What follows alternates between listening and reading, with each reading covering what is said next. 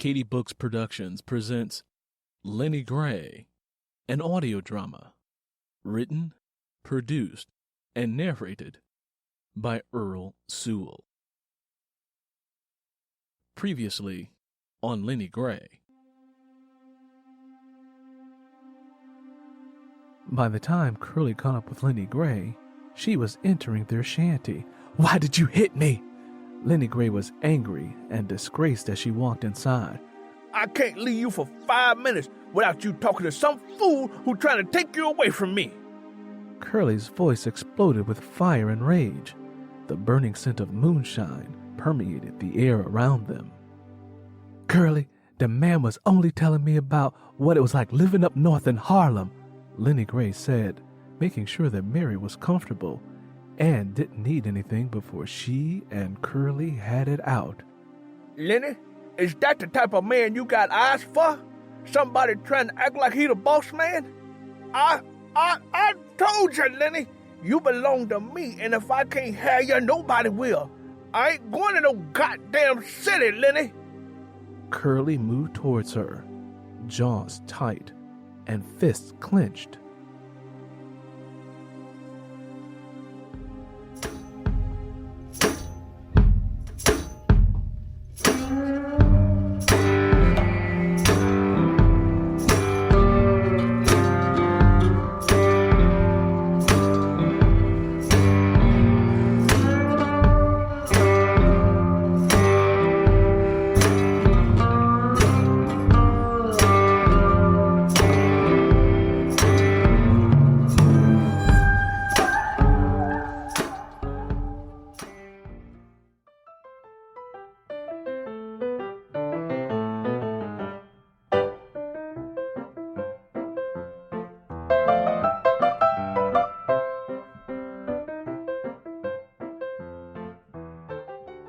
(1926).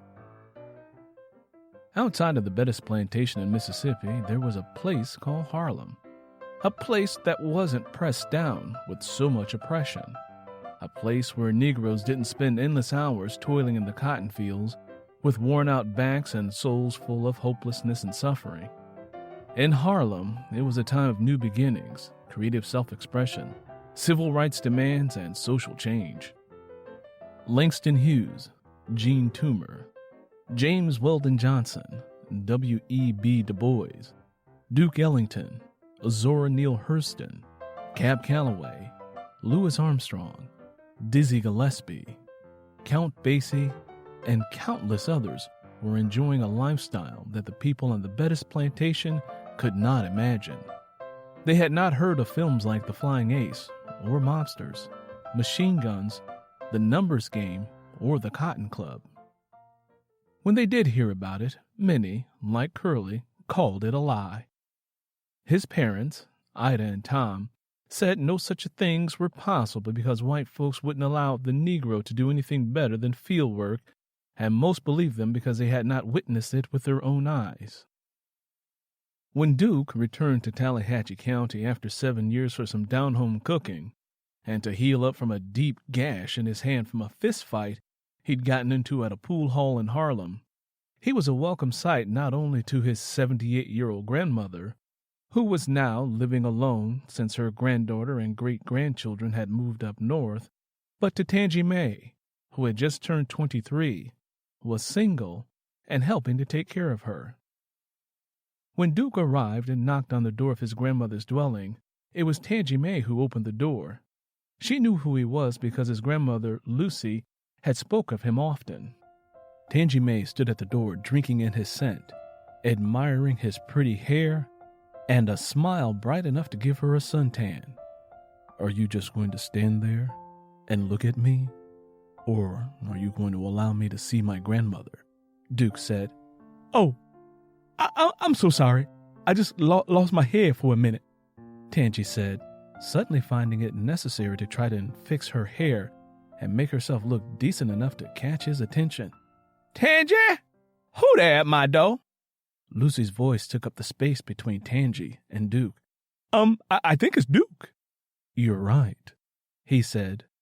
Tangy Mae stepped aside so that Duke could come in and greet his elderly grandmother. Feeling as if it would be an intrusion for her to stay any longer, Tangy decided to say goodbye. Oh, no, child, ain't no need of you rushing off.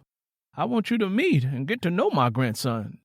Ma'am, I don't look decent at all. I've been out in the field all day, and I only come by to make sure you were getting along okay with that bad leg of yours that keeps giving out on you, Tangy said, feeling self-conscious and trying to exit as hastily as possible. Besides, Miss Lennie will be coming along any minute now for me to walk down the road with her to the store. Ignoring Tangy, Lucy introduced them anyway. Duke found Tangy Mae interesting. It was her shyness and insecurity that caught his attention. To him, she wasn't like the showgirls he had been dealing with at the Cotton Club. He couldn't trust them or the men in New York who were quick to steal a girl away from a guy, and the girls oftentimes were quick to move on if the new guy had more resources or better social connections. Nice to meet you, Tangy. Duke extended his good hand. Tangy looked down at her hand, which was dirty from field work, and was too embarrassed to shake his. Nice to meet you, she said, and hurriedly left.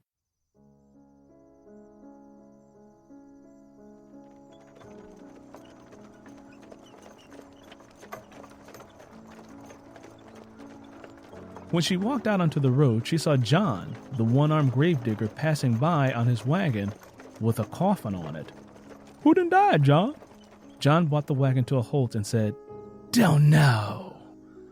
What do you mean you don't know? Mr. Bettis and the sheriff told me there was a Negro who hung and burned himself up, and that I was to go and cut him down. I'm on my way there now. Sheriff said there would be an investigation. Tangy Mae felt her stomach slip. She was at a loss for words as she looked into John's brown eyes, which were a combination of darkness and red, like coal from a fire. Well, I best be getting on, he said, and made a clicking sound with his tongue and cheek for the mule to move forward. When John pulled off, Lennie Gray was approaching. Tangy walked towards her. Did somebody pass away? Lennie Gray asked as she hugged Tangy and watched as John, the one-armed gravedigger, crested a small hill. Yeah, but he don't know who yet. John said he'll find whoever it was hanging from a tree. Lennie Gray sighed deeply, and like Tangy, she could not find the words to express all that she was feeling. She feared for her safety and that of the 2 additional children she had given birth to. She especially worried about Willie and Bud, who were 6 and 7 years old. She tried to fight off the foreboding feelings she had in her gut, but it was too late. Tangy Mae made sure that she was at the service of Lucy and Duke. She also wanted to make sure that he kept his eyes on her, because all of the other single women on the plantation were eager to catch his eye, especially after Duke extended his stay. Over the next several weeks, Tangy Mae made it her business to make sure that Duke's attention stayed on her. However, Tangy got more than she bargained for when after dinner one evening Duke asked her if she would like to keep him company on the front porch. Sure, she said, trying hard not to giggle. I'll go get us some sweet tea. Duke smiled, grabbed his satchel, and walked through the front door. A short time later, Tangy joined him. She found him reading and felt awkward because she didn't want to disturb him. Do you know how to read, Tangy? Huh? Not real good. I ain't had much schooling, she answered, feeling uncomfortable and vulnerable. Well, Miss Tangy, I got this idea in my head that I want to run by you. What kind of idea? I want to teach you how to read. Feeling embarrassed, Tangy could only mutter the word, huh? I don't mean to make you feel uncomfortable. If you don't want to learn, that's okay. No, Tangy Mae began to fiddle with her hair. I want to learn, but I'm not sure I can. Sure you can, Tangy. Listen, I was born in New Jersey and graduated from high school. Even went to college for a period. I'm a musician by trade and a pool player out of necessity. But up in Harlem, folks read, and for those who can't, well, we like to help them out. So far I've taught about 12 guys how to read, and I'm talking about men who didn't even know what alphabets were. Feeling stunned, Tangy didn't know what to say or how to respond. Let me put it to you like this. Me teaching you how to read will help me keep my mind off of my troubles, and it will allow us to spend some time together. Time together? Tangy whispered. Yeah, I'll be teaching you all sorts of things. Duke smiled at Tangy and she felt her stomach tingling on the inside. Okay, she whispered. Come over here. Let me show you what I'm reading. This here magazine is called The Crisis, he said as he turned the page and showed her the pictures and words inside of it.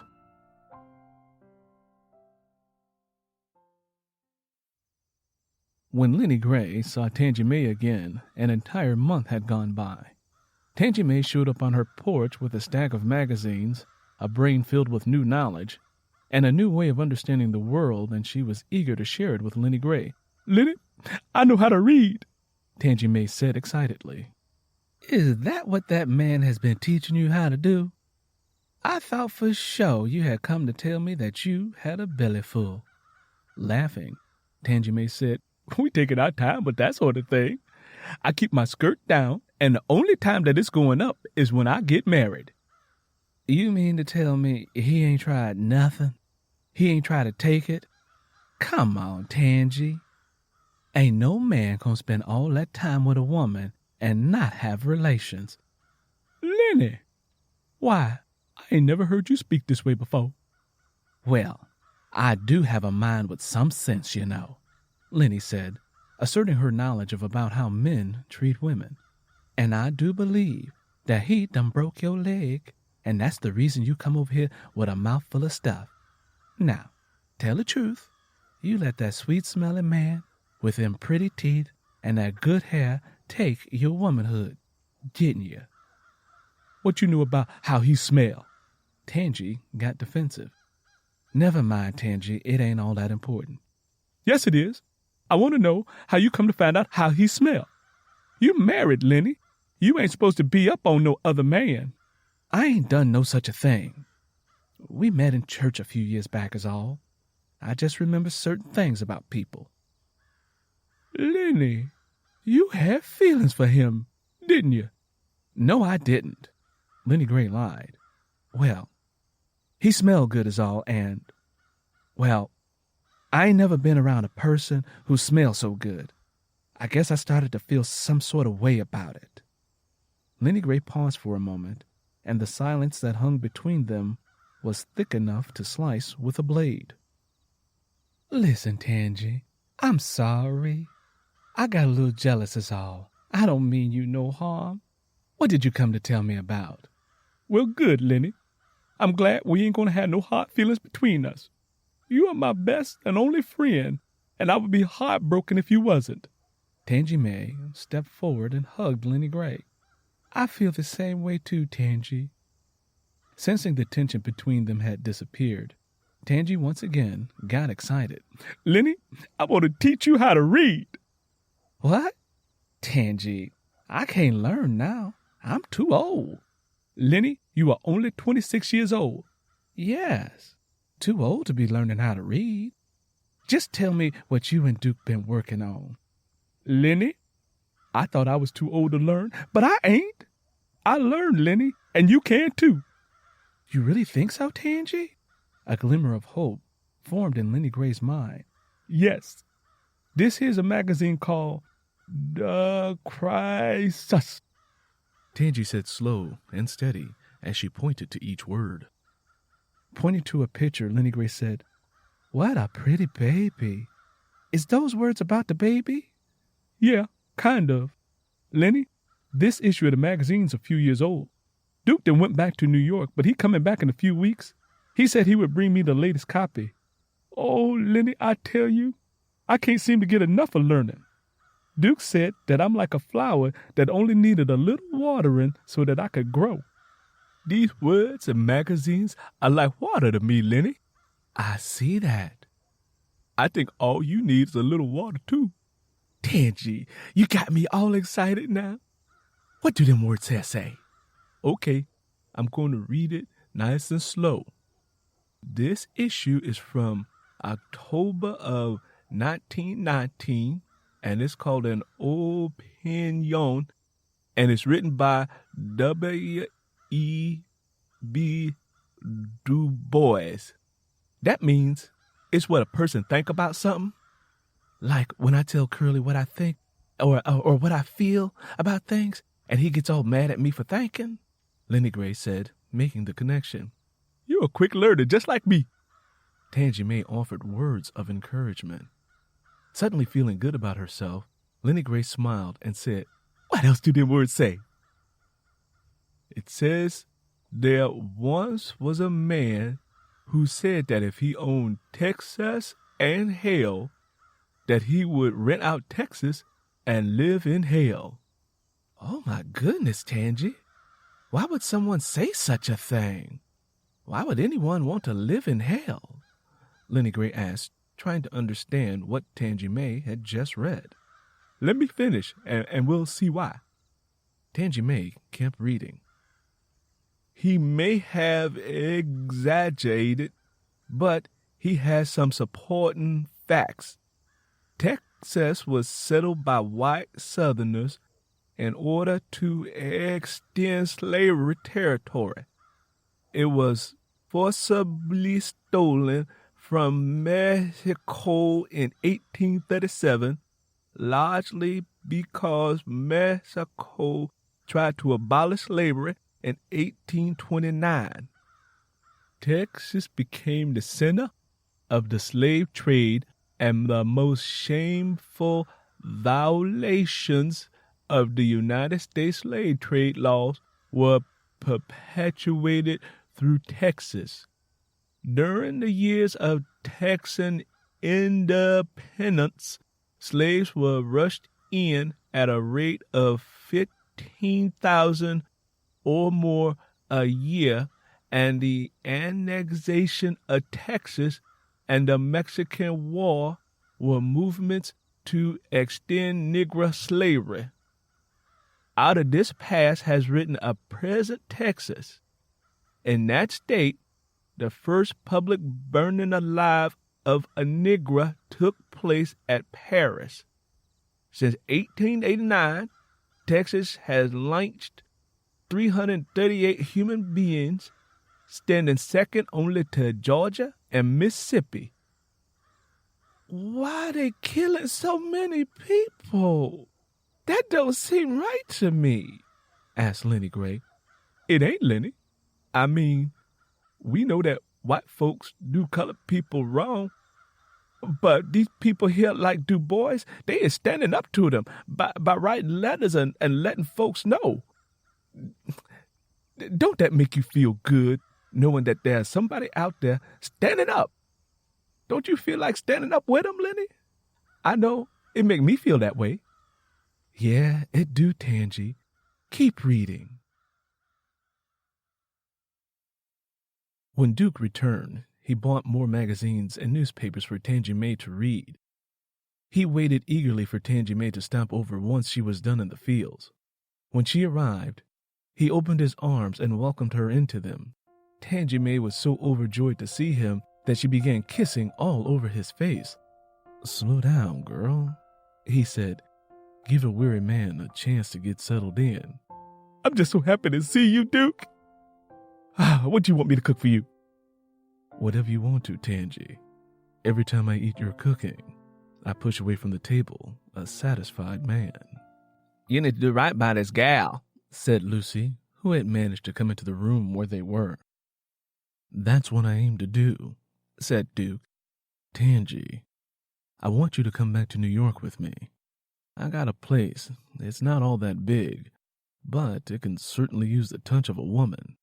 Before Tangy could say yes and ask Duke about marrying her, Lucy spoke again. Good. I'm glad you aim to take Tangy and settle down. She needs to leave away from around here. Since you've been gone, Tangy Mae been reading to people. She got about 20 niggers. Bring candles and to meet her down by the river at night. Tangy done got beside herself and is filling their heads up with all sorts of foolishness. Now, Miss Lucy, I explained all that to you.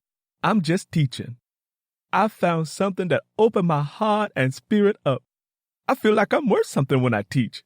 Since your grandson had taught me how to read, I can't seem to stop.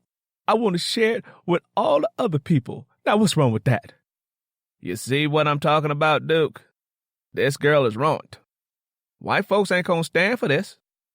I done heard about you talking back to Mr. Bettis down at the store.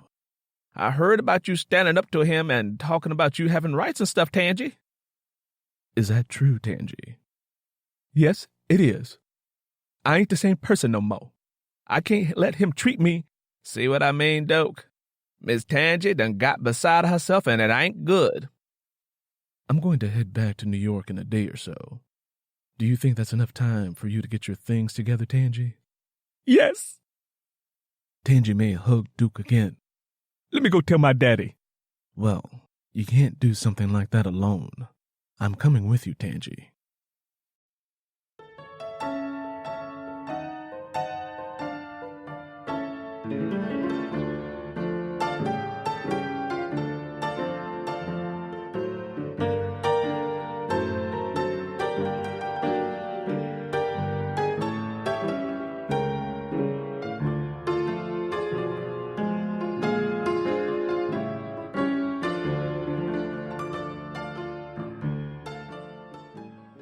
Lennie Gray had just placed a tub filled with water in front of her rocking chair on the front porch of her shanty. She had placed it there so that Curly could take off his field boots and soak his feet, which always had a foul odor from his hard work. She made sure Curly was settled in because she had plans to head down to the river and meet Tangy Mae and the others to listen to her read stories about the National Association for the Advancement of Colored People and what they had been doing, along with other stories that were in the magazine called The Crisis.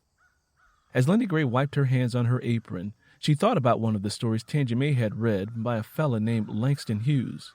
She recalled what it had said inside of her mind. Well, son, I'll tell you. Life for me ain't been no crystal stair. It had tacks in it, and splinters, and boards torn up, and places with no carpet on the floor. Bare. But all the time, you see, I've been climbing on, reaching new landings and turning corners, and sometimes going in the dark where there ain't no light. So, boy, don't turn back now. Don't you sit on the steps because you finds it kind of hard. Don't you fall now, for I am still going, honey. I am still climbing, and life for me ain't been no crystal stair.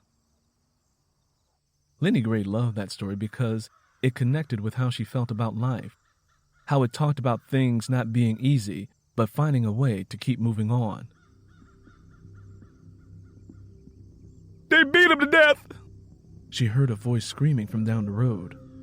Before turning around to see who was screaming and carrying on, Lennie Gray already knew it was Tangy Mae. The shrill of her voice was so loud that Curly came from the back of their shanty to investigate what happened. Curly, help me, please, Curly. Help me, please. Please, Curly, help me. Tangy Mae screamed as she fell to the ground in front of their shanty. Lennie Gray looked down at the road and saw a car approaching fast. Tangy! Lennie Gray shouted before stepping off the front porch and rushing over to her. Lennie, what's wrong with that gal? Curly asked as he approached them. Lennie Gray helped Tangy Mae back to her feet. Her dress was ripped, her nose was bleeding, and her right eye was nearly shut. Lord have mercy! Did Duke do this to you? No, Lennie. Tangy Mae found it difficult to breathe and talk at the same time. They beat Duke. They beat him up real bad. Who, Tangy? Who beat up Duke? Before Tangy could answer, The black Ford Model T locked its tires and scrubbed across the dirt until it came to a halt. Mr. Bettis, the sheriff, and his friends Roy Bryant and J.W. Willem got out of the car.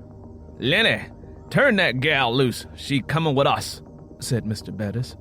What for? Tangy ain't done nothing. Can't you see that she done been beat up? Lennie Gray found the strength and power in her voice that she had never known before. She held on to Tangy, who clung to her even tighter. Now, Lennie, you're blocking the law, said the sheriff, who had his nightstick firmly in his hand and ready for use. Curly, do something. I can't let them take Tangy.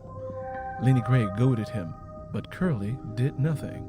He stood and looked at the ground, too afraid to say anything. Seeing that Curly was incapable or unwilling to get involved, Lennie Gray took it upon herself to continue to speak up. Mr. Bettis, what's this all about? Lennie Gray's quaking voice came from deep in her belly. It lacked power or authority, but she was brave enough to use the merciful voice that came forth. Go on back in there, Lennie.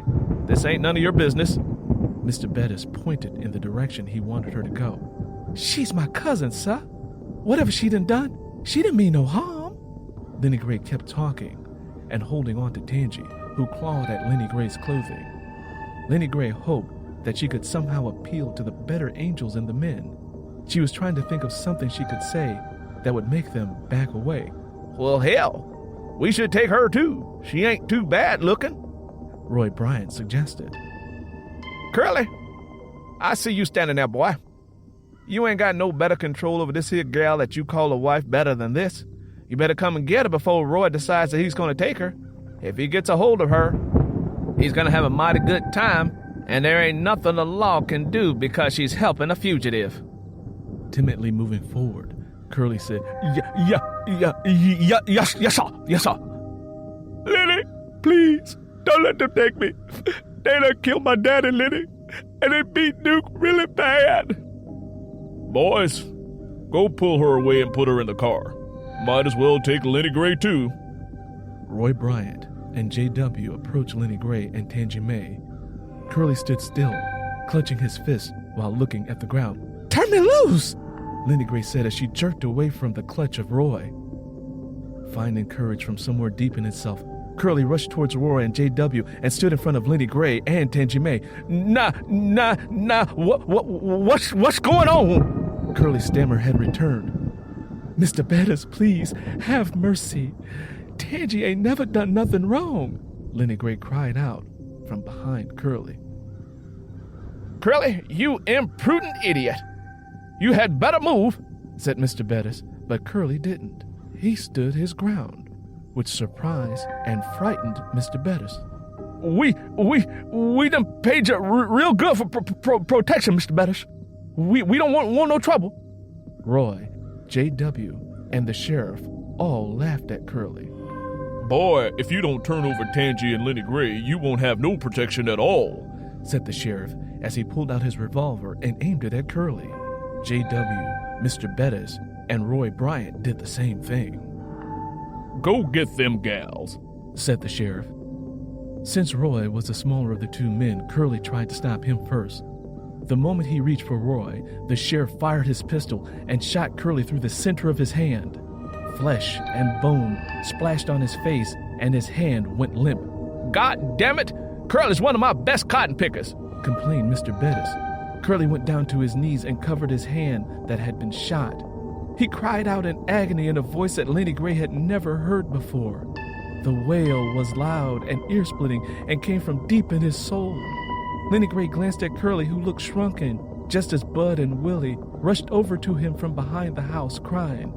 A cotton picker with one hand ain't much use to me, said Mr. Bettis. Lennie, you fix that boy's hand real good, you hear me? I'll have the doctor come around and look at it. I'll add the doctor bills to Curly's credit.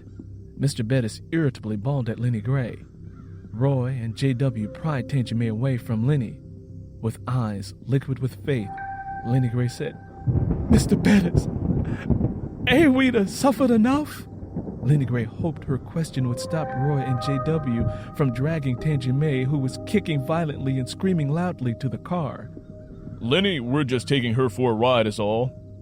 We got something we want her to read to us, said the sheriff, laughing. He then looked over his shoulders and said, Can't you boys get that girl to get any quieter? Lennie Gray slowly lowered herself to her knees, threaded her fingers together, and dropped her head between her shoulders, and begged, Please, Mr. Bettis, in the name of the Lord, let Tangy Mae go. In that instant, Lennie Gray heard a bone-crushing thud, and Tangy Mae was silenced. Lennie Gray screamed out and rushed toward the car, but the sheriff clubbed her with his nightstick and knocked her unconscious. Then, it started raining.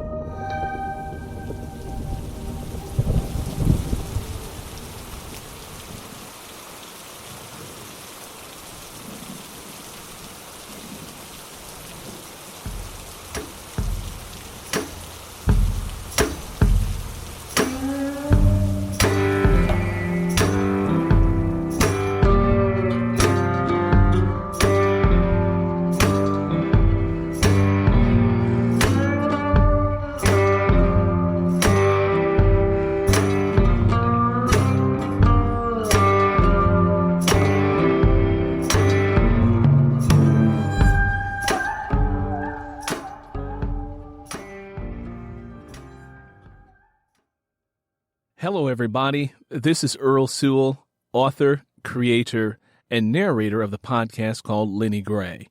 I wanted to take a moment to come back and give you an update on the number of countries or people in countries around the world who are tuning into this podcast. I wanted to take a moment to thank each of you individually by calling out your country name. And here they are in no particular order. The U.S., Canada, Panama, Colombia, South America, Argentina, South America, Brazil, South America, Iceland, Spain, France, England, the Netherlands, Morocco, Italy, Greece, Hungary, Turkey, Iran, Russia, Bulgaria, Pakistan, the United Arab Emirates, Kenya, Zambia, South Africa, Nigeria, India, Thailand, Indonesia, the Philippines, Australia, New Zealand, Laos, Japan, and Sweden. Thank you all for tuning into the show. I hope that you're enjoying it. Also, you can help support the show by spreading the word about it. Please feel free to share this podcast with friends. Also, make sure to leave a rating and review wherever you listen to podcasts.